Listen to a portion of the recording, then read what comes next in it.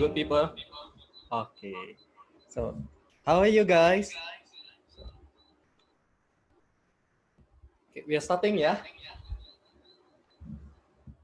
Okay. Some other questions. So, hi. My name is Nathan, and welcome aboard. Welcome to the second webinar of. Welcome to our second webinar. And before we get to uh, today's topic, I will share about who we are and what we do. Okay. Sharing screen again. Okay. Uh, so today's topic will be communication for better relationships at home and work with Sriven Naidu. So, who are we and what do we do? Okay. So, we are COHIVE Clapham, one of the largest space provider in Indonesia. And Clapham is located, we are one of the branches, yeah. We are located in Medan, to be exact, at Center Point Medan. And basically, we do space rental service. So the first one is event space service. Besides renting space, we also do our own events, and we also do partnerships with others, local communities, to do events like this one. This one is from February, and uh, why do we do this? We do this because we want to be we want to provide others with a place for learning, for sharing, and for networking. And the second one is the meeting rooms. So we have three types of meeting rooms available based on the capacity, uh, from 2 packs, 6 packs, and for 10 packs, 10 people inside the room. And the third one is our co-working space where we can work together with other people from various backgrounds and companies. The first one is daycare. Nah, just kidding. But we do have many babies around though. And how does it like during the pandemic? So uh, it's been a tough time for us and for us all. Yeah. But the business are still running. The co-working space and the meeting rooms are still available for renting, and we are open from Monday through Friday from 9 in the morning to 5 p.m. And we apply physical distancing. And for events, currently we don't have any offline events, but we do have virtual events like IG live session, Instagram live session at Clapham Co, and Clapham webinar, just like the one that you are participating in today. Okay, that's it about us, and we have some rules, but let me tell you about how how how will the event go today. So first, uh, what I'm doing right now is introducing you to our event our event today, and after that, we will continue with Sriven's keynote session, presentation session, and after that, we will have panel session, Q&A session, and feel free to give your to ask questions and put it on comment box, and then uh, at the end of the event we are going to have a group picture, and so make sure you dress well, at least your top, okay, and make sure you also prepare your video camera. Okay, another rules, house rules. Please mute your video and audio so it may not distract others during the event. Only turn it on during necessary, if it is necessary. And and put your question into comment box. Then, if you want to speak to us directly, click raise hand or just write on the comment box if you want to speak. And that's it. Okay. Oh yeah, for kindly help us get better by reviewing us on Google review and and filling out the survey after the event. So the link is there, the links are there. So you can check it out later. Okay, that's it. Okay. So for today's session, we are very honored to have this speaker with us, Sriven Naidu. So who is Sriven Naidu? He has been teaching for 20 years, teaching leadership and business management for universities and companies across the world, including United Kingdom, Europe, India, and countries in Southeast Asia. He is also a consultant and a business school professor. Last year, in December 2019, we partnered together and he delivered a workshop on mindfulness-based decision-making at COHIVE Clapham at our space. And today's online webinar will be conducted mainly in English, but some important slides will include translations in Bahasa Indonesia. And if you have any difficulty, if you need assistance with the the communication, just let me know. Okay. So are you ready, guys? Please join me to welcome Sriven. Yay! Hi, everybody. Can you hear me? Okay. Good morning. Welcome. Thank you for joining us. I'm very grateful to Nathan for that kind introduction and for Clapham COHIVE for organizing this session. I think it'll be a great session. I hope it will be, and you will benefit from some of the skills for communication that I'll be sharing today. It's a difficult time with COVID-19 and with all the difficulty of staying at home, etc., and the disruption to business. So communication is more important than ever. And I think it would be great if we could see communication as a skill. It's not just that you have good intentions to communicate, but that you have the skill to communicate effectively. I'm just going to check for a moment now. Nathan, am I on Spotlight? Because it looks like it may not be.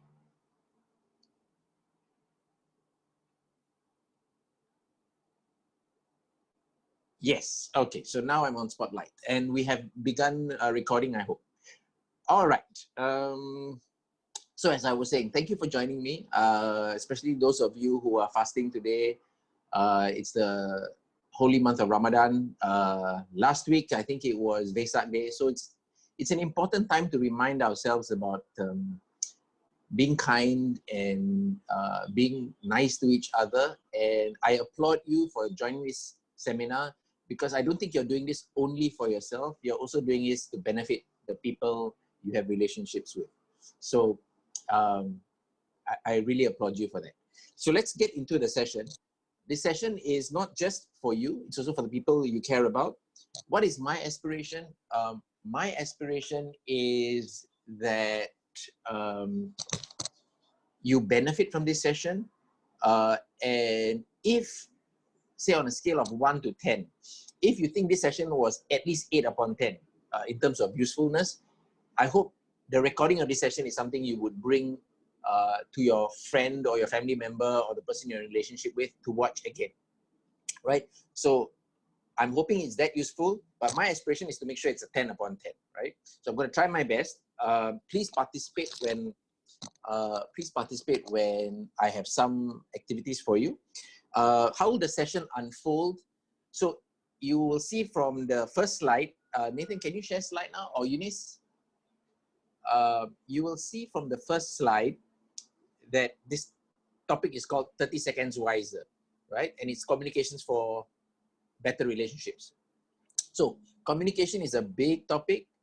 I've chosen to start with a small situation, which is when somebody makes a request to you and you find it difficult to say yes, either because you don't want to do it or you're not clear what the request is, or the way the request was made is not so pleasant, right? So how do we respond in those situations is where I'm starting from.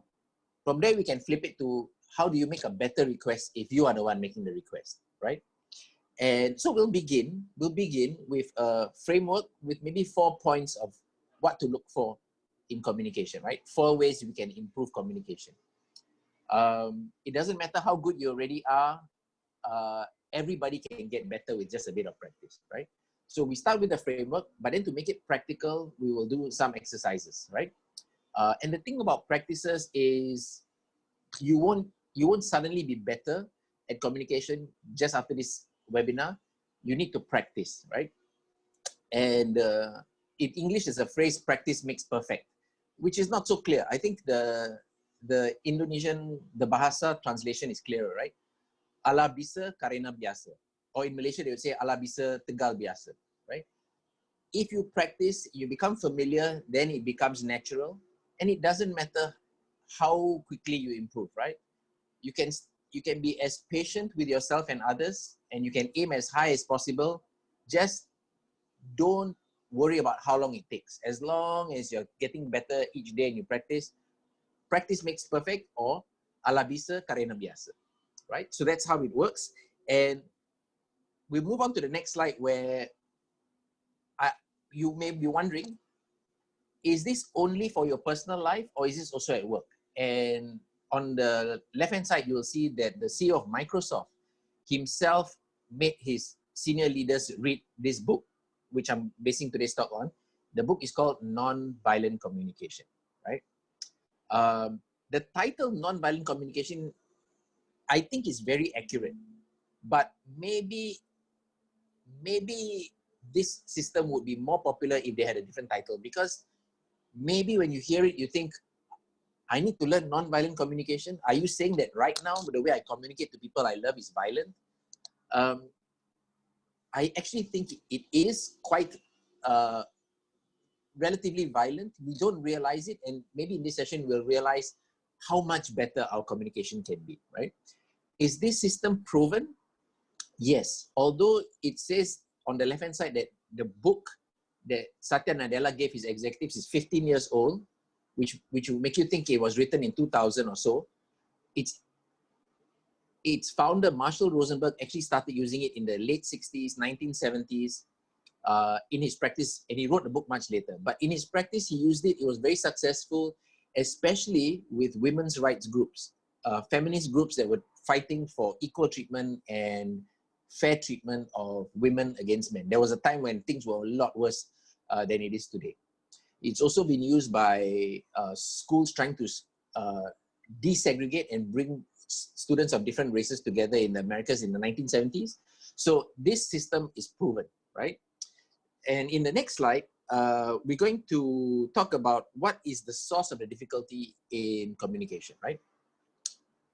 So the biggest difficulty in communication is our assumption. We overestimate how clear we are being, and we underestimate how many different ways somebody can interpret what we're saying.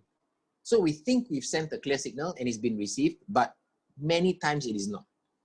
And even if many times it is, the few times it is not can be really dangerous in a relationship where you're building a long-term relationship and you need trust, right? So to make sure, to increase the chances that you understand what I'm saying with this slide, we have included the translation in Bahasa, right? And I think the translation in Bahasa is a bit clearer than the one in English, more straightforward. Okay, so let's get started with an activity. Next slide, you will see that I'm asking you to think about a request you received recently that was difficult. And by difficult, I mean you couldn't easily respond by saying, sure, why not? I'll be happy to do it. If your response was a bit like, I'm not sure, or I'm not sure what you mean, or I don't feel good about the way you made the request, that's a difficult request, right? So it can be from work, it can be from home, right? Take a moment, think about a difficult request recently and write it down if you have a pen and paper in front of you, right? This could be something that we use to reflect on as I talk about the tips and the hints in the rest of today's session. So write it down for a moment, and if you're finished, if you can think of something, please type into the chat box, yes or done, or I've written it down. Could you do that? And once I know people have done it, we can proceed to the next step. Take a moment. Think about a request somebody made that wasn't so comfortable. And type it in the chat box. If you say yes, no, I'm done, right? Don't have to type the whole request into the chat box. Okay. Thank you. I see one.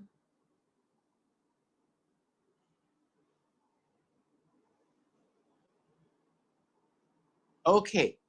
So it's okay if you can't think of one. You can also think of a request that you heard somebody making to somebody else. And then you felt like, oh, wow, that's a really difficult request. Like say if your parents said something to your sibling, or a colleague at work made a request to another colleague, which you think could have been done better, right? Now, what makes a request difficult? The first two you can think of is it's a very specific request, but the other person doesn't want to do it because it's not in their interest. The second kind of difficult request is it's so broad, it's so vague that even if you want to help the person, you're not sure exactly what they're requesting for because it's not clear. Now, there is a third kind of request, which is a request which is perfectly clear, perfectly reasonable, you're happy to do it, but the way it was asked was perhaps a little unfortunate, right? And I'll give you an example that just happened to me at home.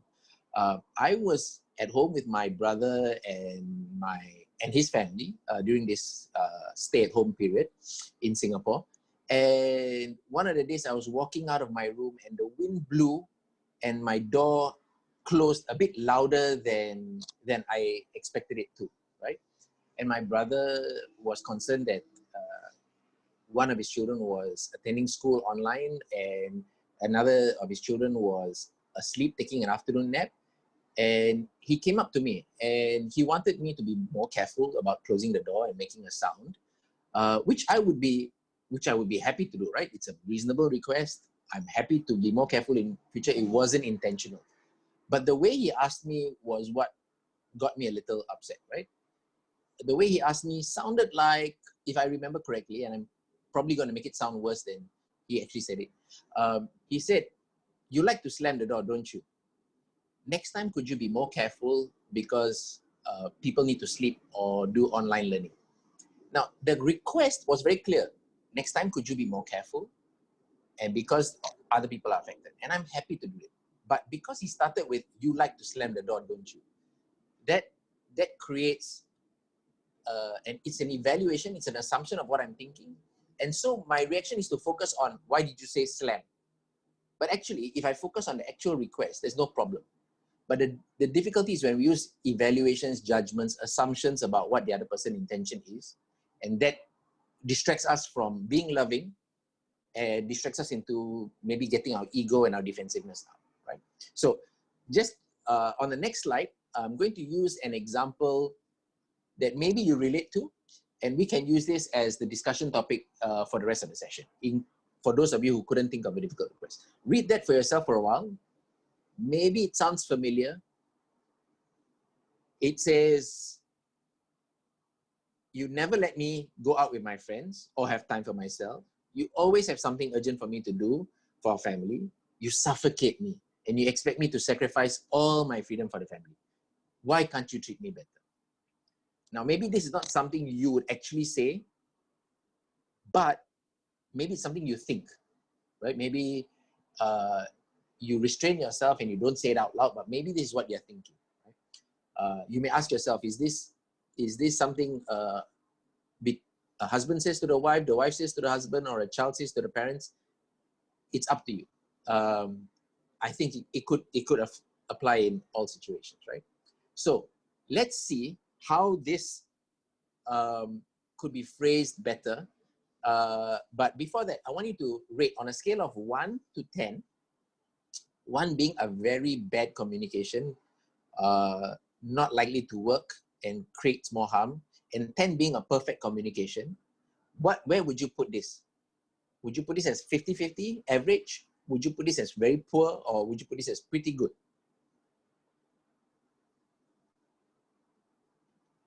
Take a moment and type in on the chat box what your score is. Between 1 to 10, okay, I see 1 50-50.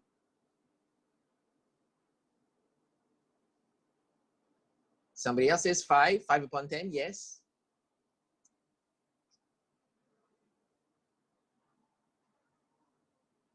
Don't.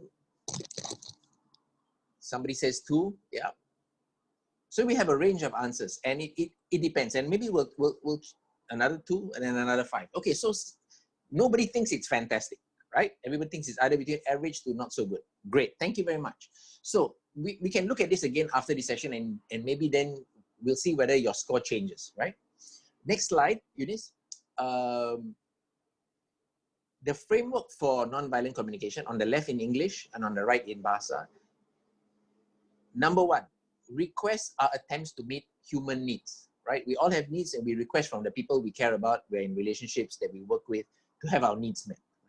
These needs are universal. That means you and I have the same needs, whether it's for security, or for a sense of belonging to the group, or for privacy and freedom to explore ourselves. These needs we all have. So if you are in touch with your needs, it's kind of easy, quite easy to understand the needs of another person. Feelings are when our needs are met or unmet. If we have a need and somebody doesn't meet them, we feel frustrated, angry, hurt, disappointed. But if they are met, we feel appreciative, we feel loved, right? So I'm going to stop for a moment now. I'm going to ask you to do one more thing. Think about something somebody did recently that met your need, that you're grateful for. Think about it for a moment. You made a request, you had a need, and somebody did it.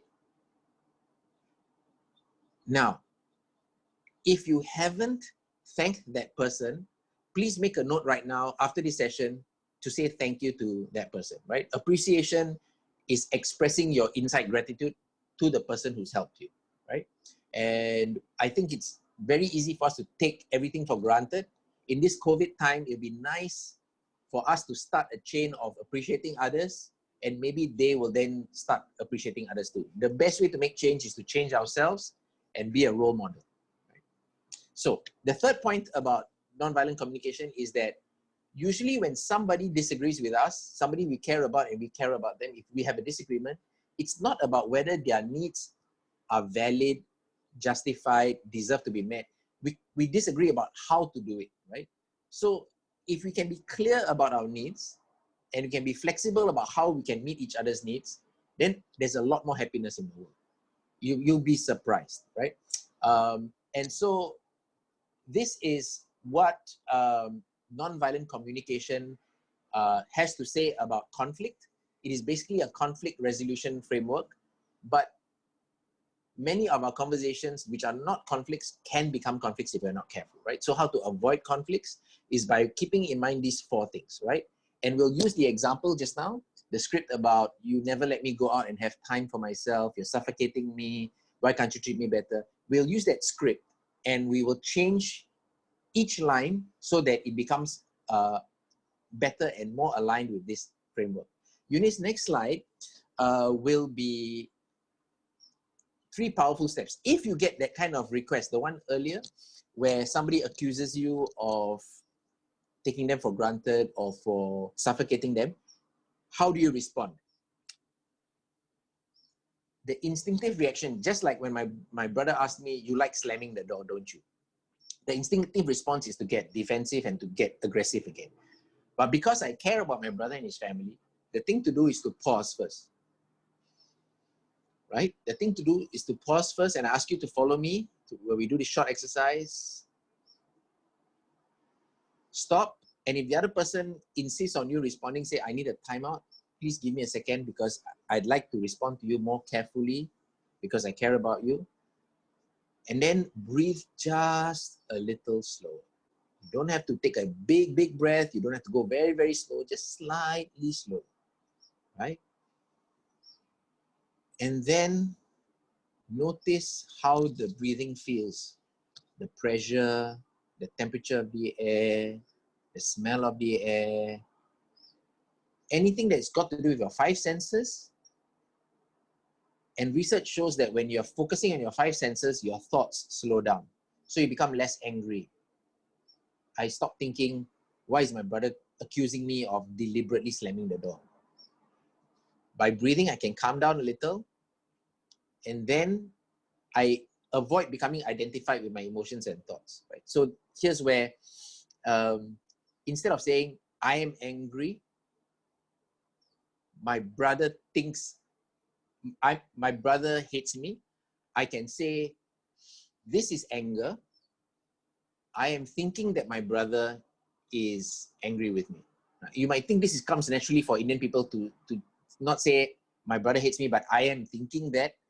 But it is a way to recognize that your thought is not reality and your thoughts can change. The next moment I can say, I no longer think my brother hates me. I realize I'm getting angry for nothing. So the next step in my 3 steps is to empathize. So pause, empathize, discover. The second step is to empathize. And I'm not asking you to psychoanalyze the person or to read their mind. I'm just asking you to say, let me try to understand the other person's perspective, right? Actually guessing the other person's perspective or needs could be counterproductive. You really want to be curious, make no assumptions, and then move to the next step, right? In the next step, you will ask, right? Say, I heard you say this. I understand that your request is this, but I would like to understand a little bit more. What makes you say that, right? And the important part here is to have the tone of voice and the body language. Hopefully, you also have a track record of being committed to the relationship. So you can say, I'm curious. What makes you say that? You can have some other words as well, but the main thing is the intention is you don't understand fully and you'd like to understand better, right? And by not making assumptions and clarifying, you understand their feelings, their needs, what assumptions they have made. For example, so my brother may have assumed that I deliberately slammed the door, right? He may not have realized that the wind pushed it. So he's making an assumption. I get a chance to clarify, why did you say slamming? And then he stops and maybe he thinks, yes, maybe I didn't mean slamming, or maybe I assumed something, right? So the 3 steps are pause, empathize, and discover. That is when you get a request that doesn't feel good, right? So in the next slide, let's talk about how we can change a 2 upon 10 or 5 upon 10 request into a better, maybe 8 or 10 upon 10 request, right? We need to separate judgments from observable facts. So my brother's phrase, slamming the door, is a judgment, right? He can't observe that I did intend to slam or that slamming is what I did out of anger. He should have said, the door made a loud sound just now, which disturbed my son and daughter, right? The second thing is to value the other person's needs too, right? In this case, in the case of the door, I didn't have a difficulty. But you could sometimes forget when you are angry or afraid or frightened and you think only of yourself. And that's one of the main causes for violent communication, right? We need to stop and then think about the other person's needs. And then we must be clear and commit to clear, honest self-expression, right? We need to be honest and we need to realize we need to be a lot clearer than we normally do, right? And commit to getting better over time. Now, if 2 people commit to this, over time, their communication becomes so much better, right? Okay, and the last thing is to cultivate self-empathy, right? You don't want to just meet the other person's needs, you must also care about yourself, right? And I'll talk about this a little more later. So let's go back to that script about you suffocate me, you never let me have my freedom and privacy, why can't you treat me better? Let's look at that script and let's improve it using these 4 points. So these 4 points are use facts, not judgments, and be clear and honest, right? So let's go to the next slide where we look at the script. And you see, let's give me a second. Okay, so if you use the words, you never let me go out, and you always, never and always are judgments and evaluations. It's hardly ever true, right? And once you use this, the other person might start arguing with you about, is it true it's always or is it never? And if you have if you have received that kind of request that accuses you of always or never doing something, then you can ask them, what makes you say that, right? What makes you say that it's always or never? And ask them. And maybe that can even sound defensive if you don't adopt the right phrase. You could say, can you tell me which time I did this? And what is it I did that makes you say, I always have something to do for the family, right? The next one, you suffocate me and expect me to sacrifice all my freedom, right? You want to understand, what is it that I do that makes you feel suffocated? What is it that you feel? Don't ask the person to share their feelings rather than assume you have intentions, right? You have intentions, but they should ask you what your intentions are. They shouldn't be reading your mind and telling you, I think you expect me to do X, Y, Z, right? So ask and clarify. And that question I said in step 3 just now, help me understand. I'd like to know what makes you say that, right? But whatever they say about their feelings is always right. Their assumptions you can clarify, but if they say, I feel undervalued, I don't feel appreciated, that is never wrong. You should never say, you shouldn't be feeling that, or you are wrong to feel that. What they feel is what they feel, right? So acknowledge their feeling and then ask what you can do, right? So let's move to the next slide. And here is where Marshall Rosenberg talks about his own philosophy for nonviolent communication, right? Now, you have to understand, he looks like a really fierce guy, but he's a really sweet guy. Understand that in his background, he grew up physically abused by his father. There was a day he couldn't go to school because he was beaten up so badly. And as he was growing up, he was the victim of racial prejudice and discrimination based on religion, right? So he has encountered a lot of things and he overcame them. So for him to practice nonviolent communication, he says it is critical to slow down, take his time, come from an energy that he chooses, an energy of, say, maybe love and caring, rather than one of aggression or self-defense and trying to justify yourself, right? And he realizes that we all have some programming from our families, right? For some of us, we're very lucky to be programmed into a family that is very loving and expressive and clear about expressing their needs. For most of us, we have a style. And the style is not good or bad, but some styles only allow us to interact with some people. Other styles allow us to interact more openly with more people, right? So I believe that nonviolent communication will help you positively interact with more people than any style that your family gave you as you were born, but that the family you were born into, right? So next slide. We're still talking about responding to requests, right? So this is Khalil Gibran, and his quote is, between what is said and not meant. For example, when we're angry, we say things we don't mean.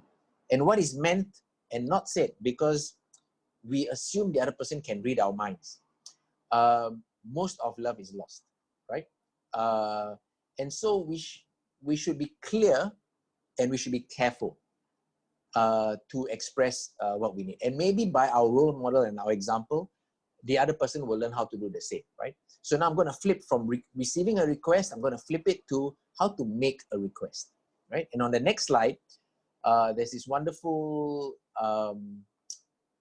advice on how to practice nonviolent communication. You should be generous with whatever other people say. If they say it a little roughly, unclearly, make the effort to give them the benefit of the doubt, try to understand them, ask them to clarify. But when you say, be as careful to be as clear and honest and kind as you can, right? it is not about saying, I'm being nonviolent, you should be nonviolent too. No, it's I'm being nonviolent. I understand if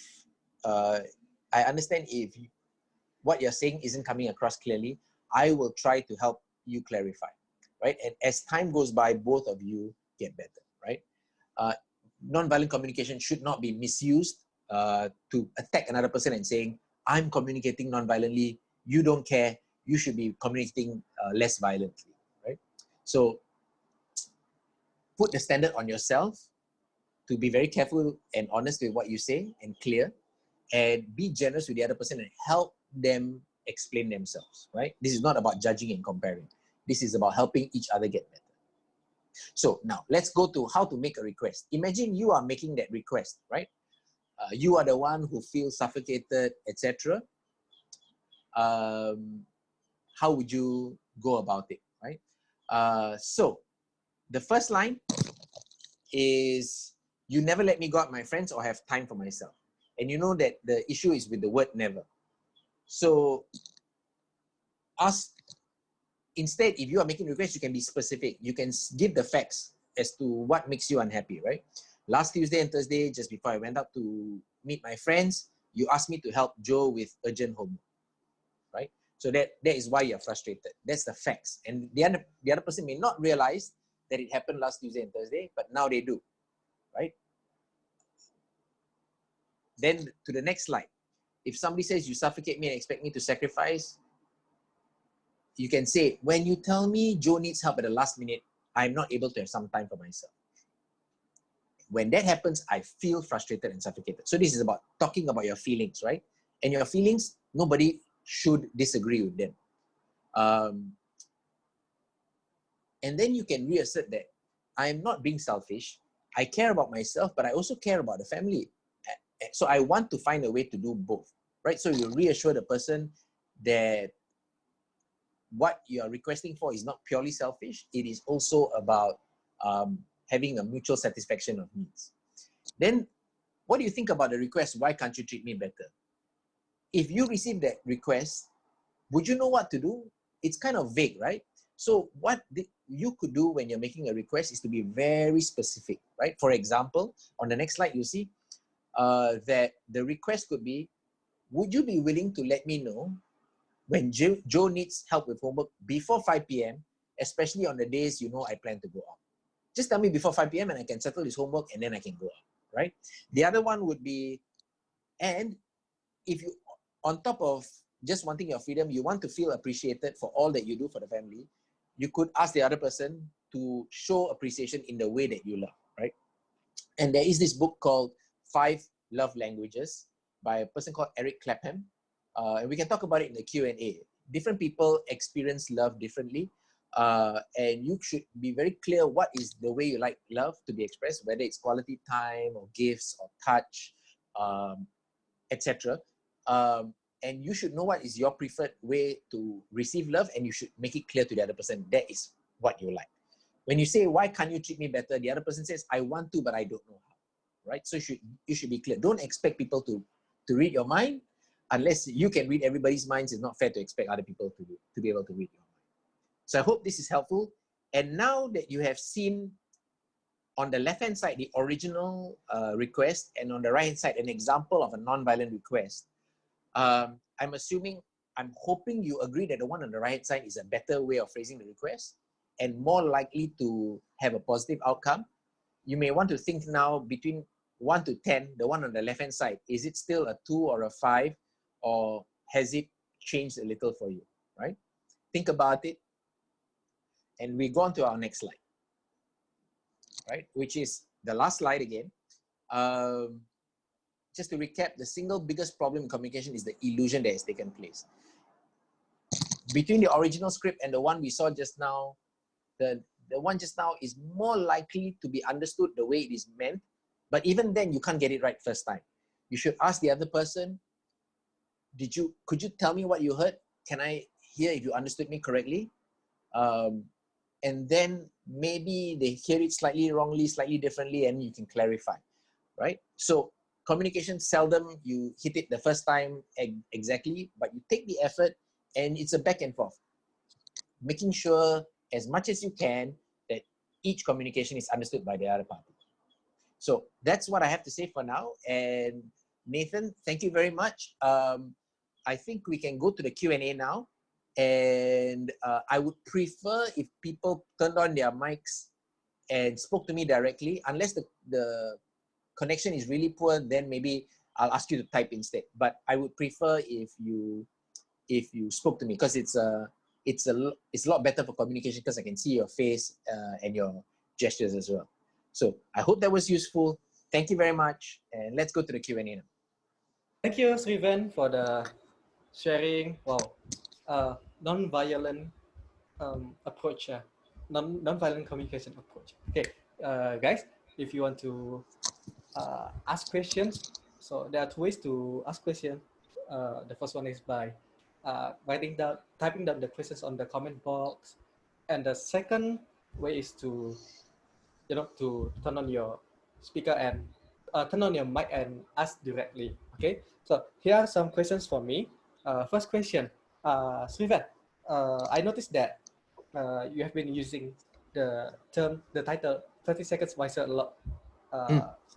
So what inspired you to use this title? Okay. Right. So that's a very good question. So I started using the term 30 seconds wiser for the first time at Clapham in December 2019 when I presented a seminar with you. Many people think of mindfulness as this very broad thing. You have to meditate, or you have to be religious, or and there's many confusing things about mindfulness. So I try not to use that phrase too much, and I'm just going to emphasize on the one thing, which is if you slow down, if we all slow down, and we get in touch with not just our thoughts, but how we feel in our emotions and in our body, and we give it just a little bit of acknowledgement, right? It's okay to be angry, it's okay to be disappointed, it's okay to be frustrated or sad, but don't repress it, don't suppress it. Just give it a little bit of acknowledgement, and then we can go back on to thinking clearer and acting more wisely. And I use the word wise because it is more long-term thinking, not just short-term reaction. And it also tends to include empathy and concern for others. If we act only for ourselves, probably the outcome won't be good, because other people will conflict with us or work against our intentions. If you can find a way to work harmoniously, it is more likely to succeed. So I think empathy, compassion is hand in hand with wisdom. I see. Okay. Good. Next question is, let me see. Okay. Could you please share about your personal non-violent communication application on your life? So I did share just now a bit about the door slamming with my brother, right? So even with me, and even I've been practicing this for years now. I first heard about this system about 10 years ago, but I have been paying more attention to it in recent years. But even for me, when my brother said, "You like slamming the door, could you please be more careful in future?" Even for me, today I have to catch myself and say, don't focus on the word slamming. That's not the issue. The issue is I need to close the door more carefully. I care about my nephew and my niece, so let me address that.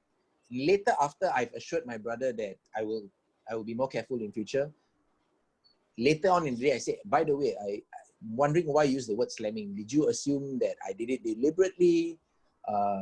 Right, etc. Right, and then so we clear the air later. Okay. Srivan, we have a question from Gloria. Hi, Gloria. This is the question. Because during this pandemic, we are advised we have to stay at home, but not every home has a positive vibe, because at home we are not being our best. So, in your opinion, what should we do? What should we do to overcome or reduce both verbal or non-verbal violence to older people like our parents? And how should how should I do? What should I do to communicate effectively with situation like this? Okay, that's a great question. It's a very difficult Thank you, question to Flavia. answer. It's a very difficult situation. I don't have any simple answers, right? But I think there are a few things we can focus on. We don't have control over the situation and outcome, but we have control over how we behave, right? And how we behave is the most likely way to change the way other people behave, right?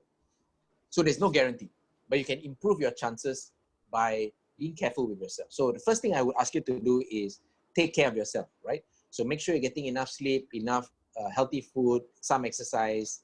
If you can go outside for a while, go outside and have fresh air and sunshine, right? But take care of your health, because if your health is not good, your emotions are not good. Mm-hmm. Second thing, if you can, start some mindfulness practice. I don't mean meditating if you are not used to meditating, but you could start by listening to soft music and paying attention to the sounds, closing your eyes, etc. More and more on YouTube, there are these nice meditative video clips with very high sound quality. I will share it with you through Nathan. But there are things you can do to calm yourself down. And then you can make it a point to stay positive by being grateful for things. I know people who, if 10 things are great and one thing is bad, they will focus on the one bad thing. I also know other people who, if 9 things are bad and one thing is good, they'll focus on the one thing that's positive. And if you focus on the positive and you give appreciation, maybe that one thing will become 2 things tomorrow, because the person feels appreciated and they will do you a favor again, right? So I advise focusing on the good things and appreciating them so that they can grow, right? If the family member does one good thing in the day, focus on that and highlight that to them. Appreciate them. Tell them exactly why you appreciate it, right? And so we can turn from a downward spiral to an upward spiral, right? Things can get better. Now, I'm not going to imagine your situation is easy. It's going to take a lot of stamina. It's not going to improve in 1 or 2 days. But if it starts to feel better, you have a chance of it going better long term. But even if after COVID-19, things get back to normal and nothing has changed, at least you have changed, because you have become a less violent person in your communication. Even if everything at home hasn't changed, this is a chance to practice, right? This is a chance to practice. At least I guarantee you, you will be a better person. You will have healthier relationships with other people outside the home. But in the home, it depends on other people cooperating. All right. Okay. Okay. Thank you, Sriven. Next question from Pak Krisna. How do we communicate with person who already has bad intention and who already has an agenda behind every word they use to achieve certain objective? A person who is Okay. manipulative, I think, yeah. Okay. So this is a very delicate question, right? If they're your family member and you have to live with them, it's challenging. If you're in a relationship, you haven't gotten married or whatever, then perhaps it's easier. But you shouldn't jump to the conclusion that someone has an agenda or is manipulating you. Think about it. There may be people who assume you have an agenda and are manipulating. If I was talking to that person instead of you, they might be complaining about your communication in a different way, right? So before you conclude that the other person has bad intention, I think you should give them benefit of doubt, right? And benefit of doubt, I think Clapham was sending in the chat box just now, the definition of benefit of doubt is, if you're not sure whether somebody has good intention or bad intention, assume first that they have good intention until it's very clear, proven that they are not, right? So if you think they have bad intention, what Marshall Rosenberg will say is, don't listen to the bad things. Try to understand what could be the good thing or the need underlying their bad behavior. Maybe they don't feel secure. Maybe they haven't felt enough love. I'm not saying you should give love to a bad person until you sacrifice yourself, but I'm saying try first to understand. Tell them what you observe. Tell them you care about the relationship, but it has to be both ways, right? And then if they still don't respond, then perhaps you might want to go see a counselor who is more skillful, because sometimes no matter how much I practice nonviolent communication, I'm not skillful enough. I may need a counselor to help me, right? All right. A question from Jesslyn. What if the more we try to discover the reasons behind our the other person's violent request, the more violent they get? Okay, give me a second. This is a very tough question.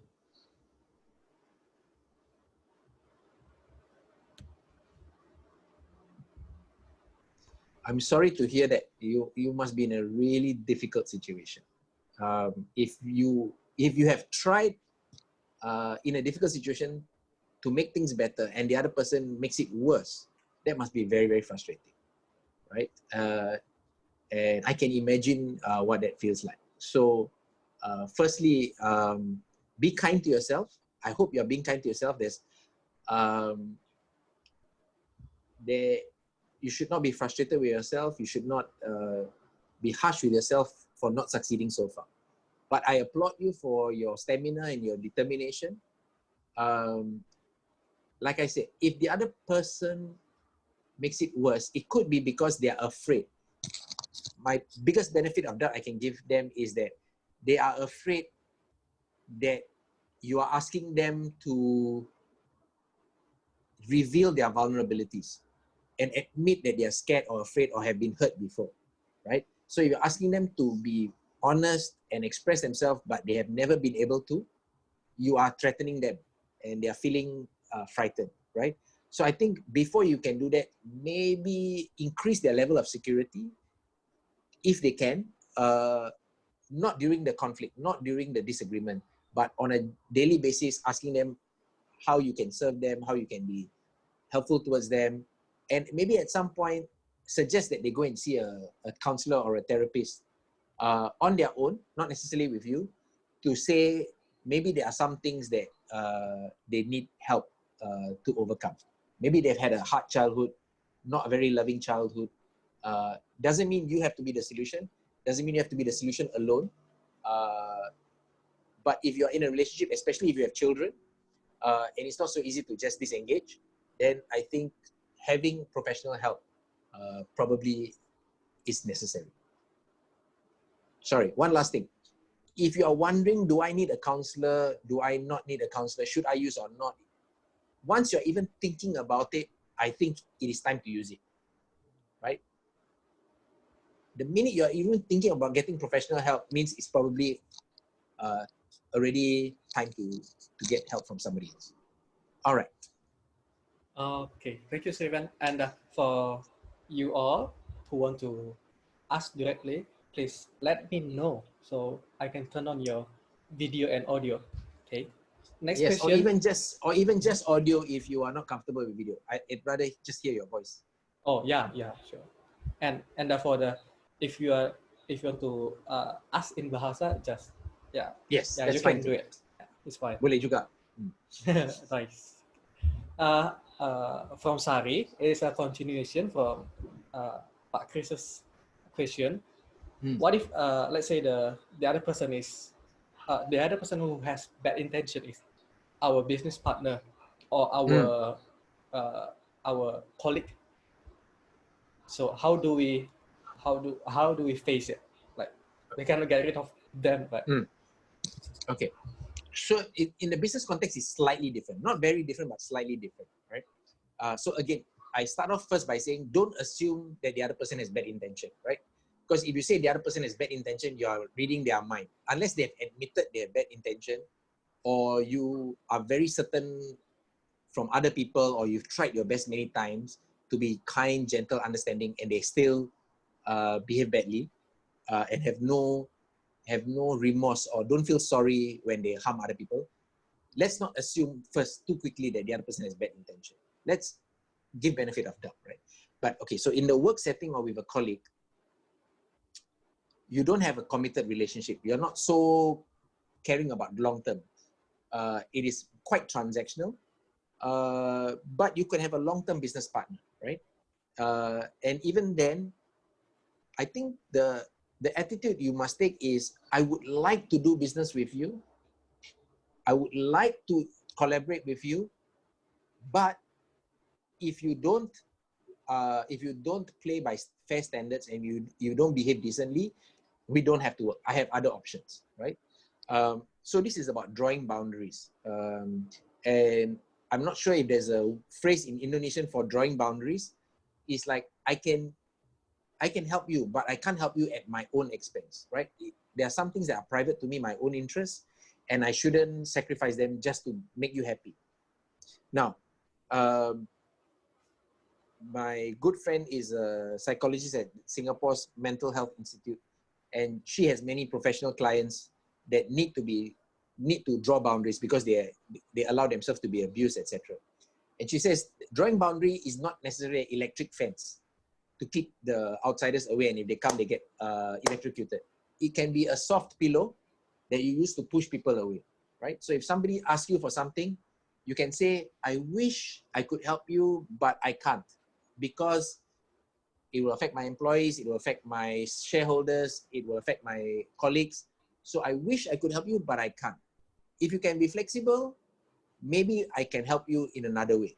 So you reassure them that you care about the business relationship, you would like to work, but the way they ask is not fair, and it is a little abusive or at your expense.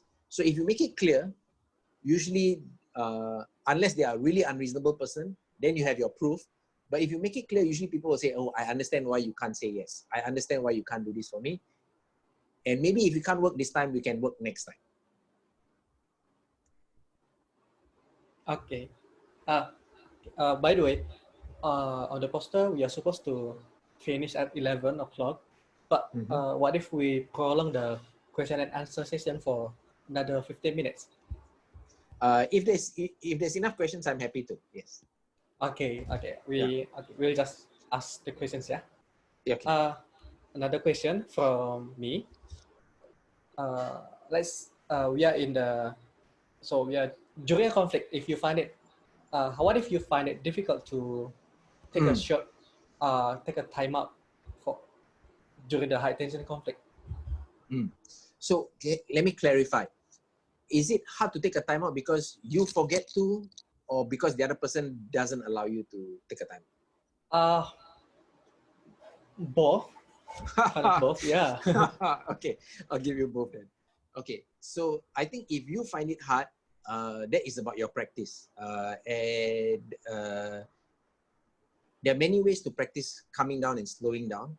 And it all affects, right? If you slow down when you eat, don't immediately rush to eat or drink your drink. Slow it down, pay attention, stop for a moment, be thankful for the food or the drink that you have, and then pay attention to the taste. Don't compare it to your favorite food or drink, and then at the end, be thankful again, right? So if you can slow down when you're eating, slow down when you're walking, slow down in many things, you will also slow down in your conversation, right? So make it a habit to slow down. We are all living very rushed lives today. There's some research that shows today in America, the average person breathes 20 breaths in a minute. It used to be 10 breaths in a minute.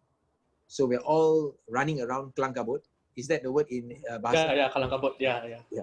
And we all need to slow down. So slowing down in every aspect of your life will help you slow down in the conversation, right? The other thing is, if the other person, you're saying, if the other person doesn't let you slow down, I think you need to say, I'm sorry. It's not that I'm sorry. I would prefer to have a bit of time so that I don't say something I regret, so that I can be more careful, so that I can balance my interests with your interests. And the good thing about slowing down is, if you think the other person needs to calm down and slow down, and you say, I think you need to slow down, it will not work well. But if you say, please give me time to slow down, they are forced to take time to calm down, right? Because they are waiting for you, right? So it's a skillful way of asking them to slow down by you saying, I need time to slow down, right? And if they are very, very excited, then you take a bit longer for yourself. Even after you are calm down, continue the pause until they calm down enough, right? And then make sure that when you come back, you start with their feelings first. And if you do that a few times, after a while, they will say, this is great. I like it when you slow down. Whenever you slow down, the response is so empathic, so caring. Then they will in future make it better, right? But practice with an easy partner first. Don't practice with the most difficult person. Practice with someone, right? Then really ala bisa karena biasa, right? Because I'm thinking of the person. I'm thinking of the person in my mind. Yes. So I would love for all of you to think about the person you are planning to practice with first. Later, I will send to you all some tips on how to practice for the next week. And I hope you will contact me after you practice for 1 week and say, how is it going? Is it working? I have this difficulty. I'm happy to communicate with you because this is not a lecture. This is a practice. You need to try, and everybody will have a different experience, and I can adjust for you maybe what you're doing so that it works with the person you're practicing with. Right? So I'm going to encourage you to practice. The last thing I'm going to say before maybe I should say it now. Some ways to practice, right? You can try, when you're listening to other people talking, identify when they are making assumptions. When somebody is assuming they know what the other person is thinking, when somebody is jumping to a conclusion and not sticking to the facts. Just stick to the observable facts. What did you see? What can you see? And what does it make you feel? So you can even practice, not in your own conversation, when you listen to other people talking, you can observe, don't judge, don't criticize, just observe what they are saying and how it could be said better if you were trying to apply nonviolent communication. Okay, so that's one easy way to practice. Oh, wow. Okay. Oops, sorry. Okay. I see some questions being asked. Okay. First question from Irene first. Irene wants to ask you directly. Okay, Irene, the Hello, virtual Irene. stage is yours. Hi, Sriven. Can you hear me? Yes, Yeah. I can hear you. Yeah. Nice to see you again. And Yes. Thank you for delivering such great topic. I have this thought actually as you did your presentations just now, and you mentioned a bit about keeping boundaries into our culture. Keeping boundaries. Oh, yes. Okay. And in our cultures, or at least based on my own experience, it is practice for the child to follow the parents' demand, even though it is not what we wanted. I am not sure how to keep boundaries and have self-empathy for self, as when I tried, it evoked a lot of guilt feeling. And you are right, I can choose not to react violently or just to tap gently. But the context just now when you shared, it was with a business partner where we can easily just walk out from the relationships when it gets too toxic, right? But when it comes to parents or even partner, it is very tough. What are your suggestions on this? Okay, that's a great question. I'm glad you asked it because it sounds like it is a reality in Asian culture, right? And if you compare my experience of Western culture versus Asian culture, is that in Asian culture, yes, their parents walk into children's room anytime they like. They think they should be able to know everything about what's going on in their life, even after you're a teenager, right? I'm not saying all parents, but it does generally, compared to the West, is a bit more like that. So I think you have a valid concern. If you do not succeed in persuading your parents to give you a bit more privacy at a time, I don't think you can jump to full privacy and your own space and your boundaries in one go. But if you can succeed in giving a bit more each time, and then in exchange, when they give you that space and the privacy, you show them love, right? And you don't show them love only when they ask. You anticipate and you show them love and whatever is their love language, right? So I was talking about the love languages. There is giving your time, giving words of appreciation, giving physical touch, maybe like hugging your mom. Maybe it is gifts. So there are 5 love languages, and the other one is acts of service, right? So you do things for them that they need to get done. So like even before your mom needs to do the groceries, you ask her, what do we need today? I'm on my way to the market. I will buy it and come back for you, etc. Right? So if you can do these things, then it becomes a positive relationship where they feel safe, they feel appreciated, they feel loved, and then you can ask for things, right? And every time they give it to you, you must appreciate it, you must acknowledge it, and make sure they get a positive reinforcement so that they will continue doing it. But it should go slowly. Now, you may say that sometimes it will never go up. They are just stuck like that. In which case, at some point, you don't expect them to change.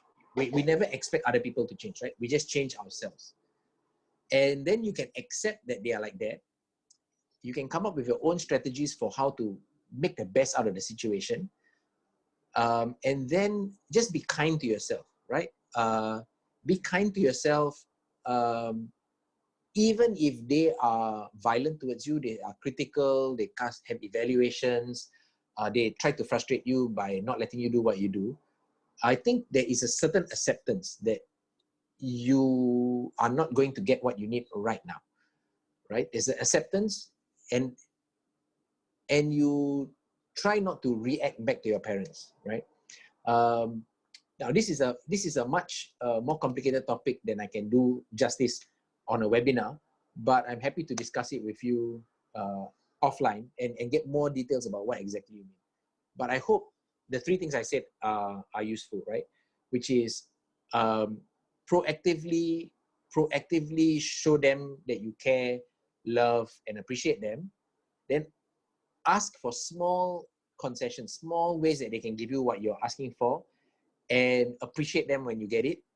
And the third thing is, if they don't change, don't expect them to change. At some point, you have to accept the reality and be kind to yourself and find ways to be kind to yourself. Does that help? I'm still processing your answer. Okay. Your answer. As I listened to you just now, the words of guilt keep coming back. You know, I guess it is not so much about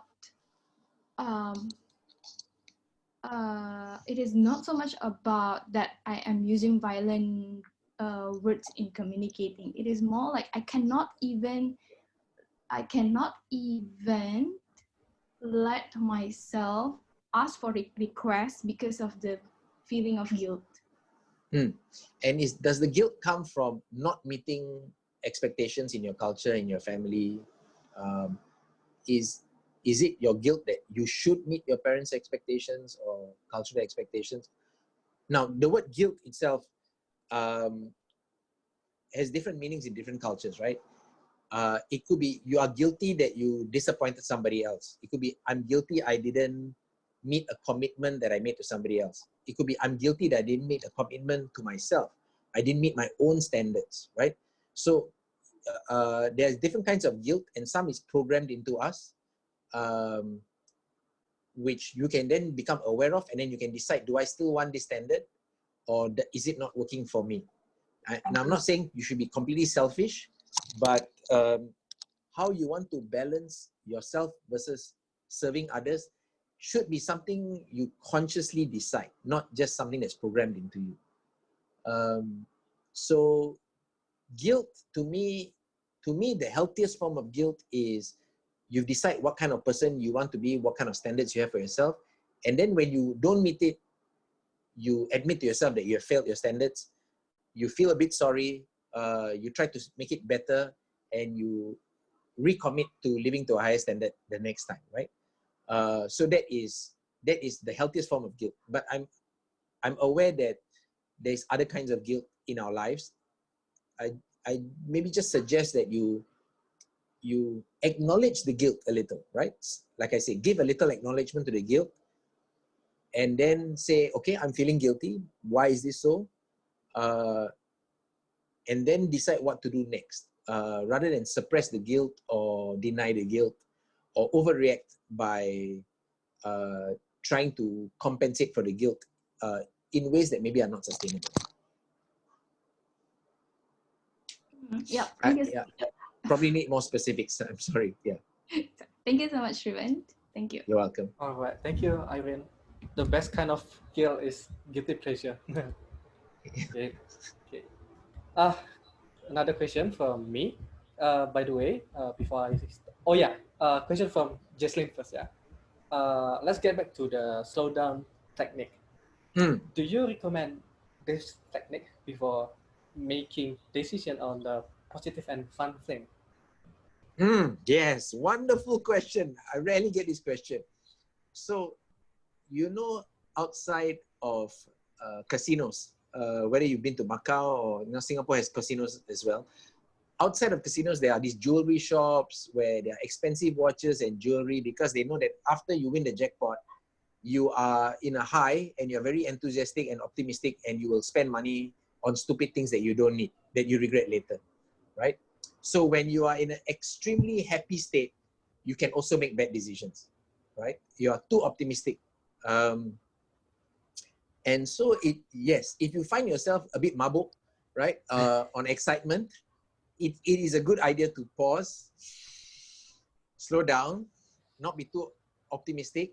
Like when young people fall in love, right? Not be too optimistic and think everything will be all right. And so you can also slow down a little, be a bit more careful, and then think about the effects on other people, not just how your happiness, your excitement, but is it going to affect other people before you make your decision? And you can ask questions. Usually you should ask questions. So for example, use the example, you just win a jackpot in the casino, you think you want to buy an expensive watch for your mother, right? And you're feeling so great.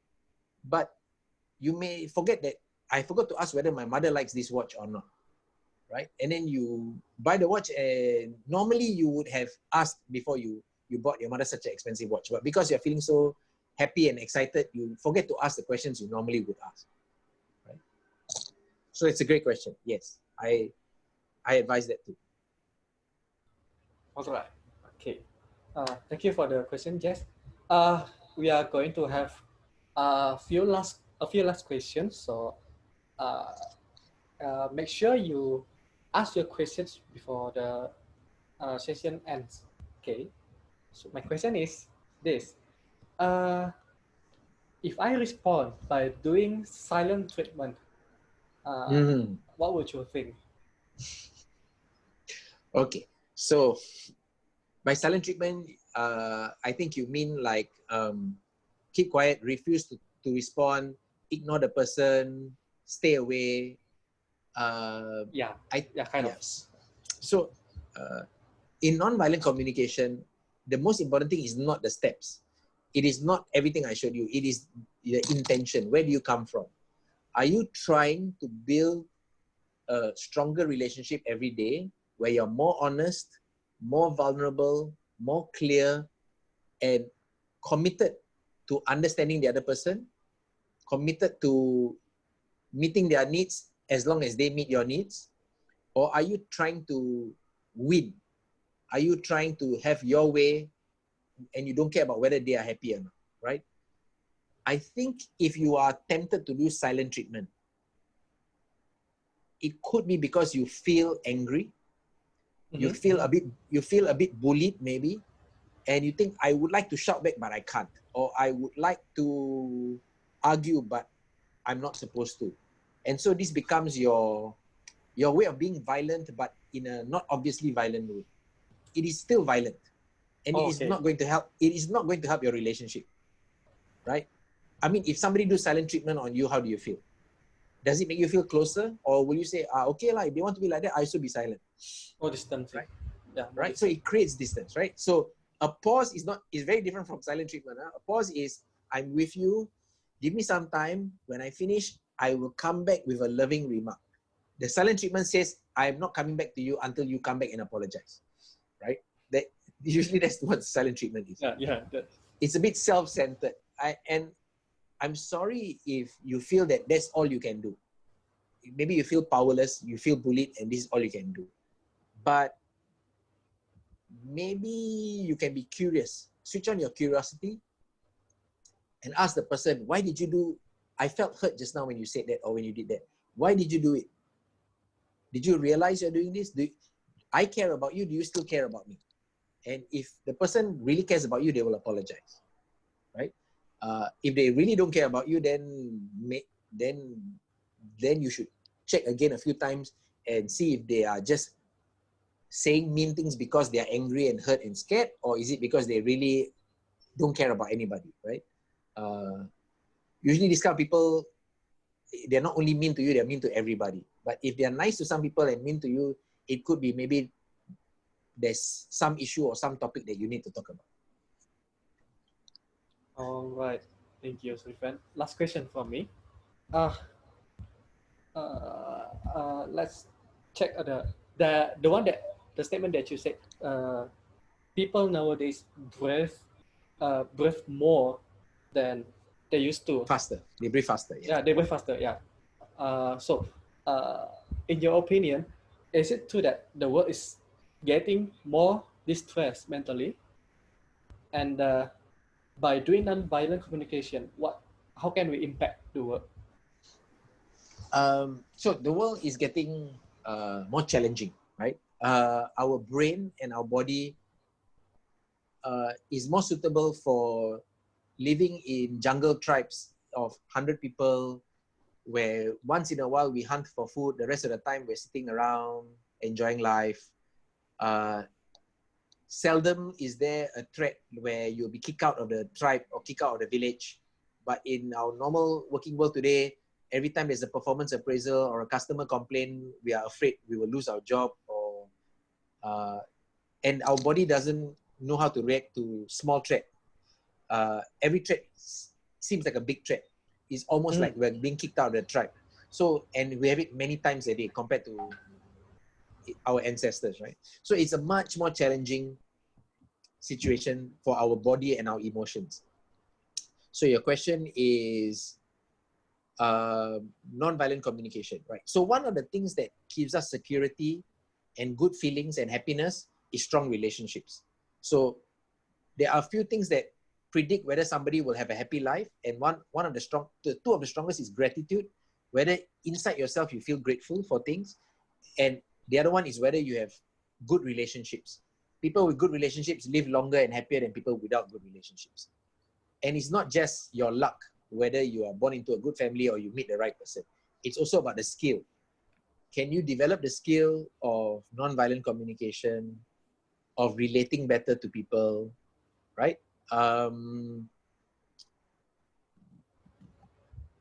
It is a skill that everybody can develop. So originally I asked you to rate the statement from 1 to 10. It actually is not important to give it a score whether it's 1 or 10. It's just to know that maybe it's 0 to a million. And we don't know whether we are 0 upon a million or 200 upon a million or 50,000 upon a million. But everybody can move up. Everybody can become better and better, right? Until one day you are as great a communicator as, say, Nelson Mandela or Barack Obama or something, right? Where you are skillful, clear, people trust you, etc. Wow. Okay. Sriven, so we are going to finish the Q&A session. So is there anything else what do you want to tell us? Okay. As a final word, final word. This COVID-19 situation, we are learning many things we took for granted. Being able to go to school, being able to meet colleagues at work, for working women to be able to work and not worry about children at home because they're helpers or whatever. Many things that we are take for granted have gone. For some of us, sadly, we have lost people to illness, right? To this COVID-19 illness.